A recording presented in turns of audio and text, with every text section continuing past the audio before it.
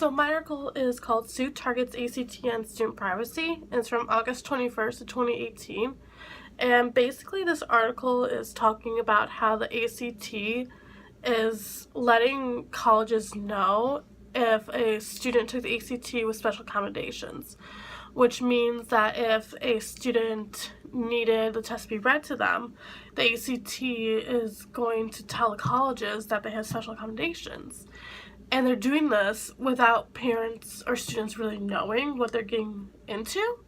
Because when you take the ACT, you take like a questionnaire, and on that questionnaire you can put whether you need special accommodations to take the test. And so students do fill that in because they do need those special accommodations. But what the ACT is doing is targeting students with disabilities because they are putting that they need special accommodations. So what parents are thinking now is that colleges will see that they needed special accommodations and they won't accept these special education students really because they needed special accommodations, but it doesn't specifically say what those accommodations are. So it could simply be that they needed to take a longer exam. It could mean that it was something more complex, like they needed the test rewritten in a certain way. But it doesn't specifically say how drastic of a need it was. And so now parents and students are suing ACT because they aren't being specific and they're flagging their test scores because of these special accommodations. When I first read this, I took the ACT my junior year in high school and I'm a senior now. So I don't really remember if there was an area to put for special accommodations.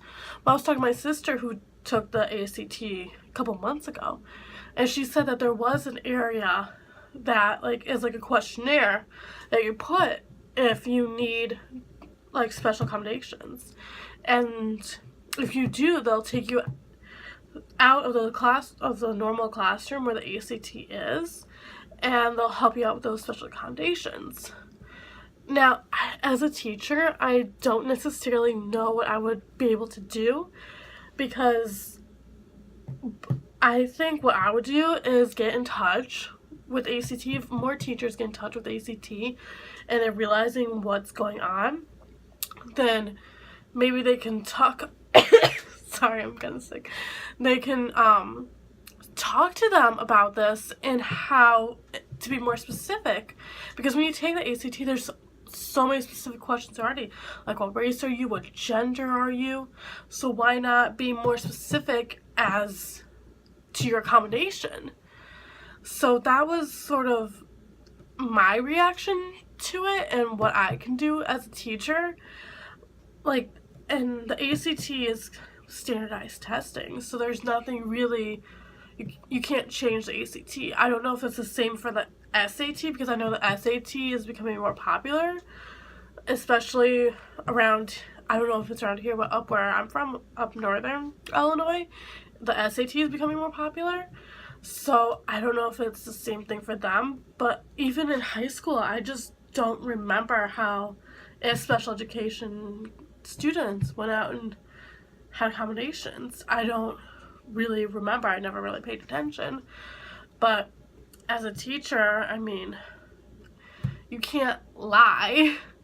So I just think that if more teachers get together, that they can get ACT to be more specific. So that's my article.